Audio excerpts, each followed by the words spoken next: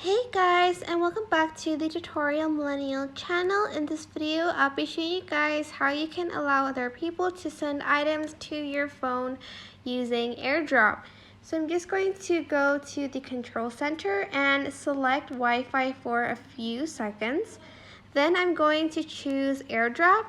As you can see, I already ticked off everyone, but if yours is receiving RF, you're just going to select AirDrop and click either contacts only or everyone to allow other people to send items such as like photos or like files using AirDrop. And that is basically it. It is super simple, but I do hope this tutorial was helpful for you guys. Don't forget to like, comment, share, and also subscribe to this channel if you haven't done that.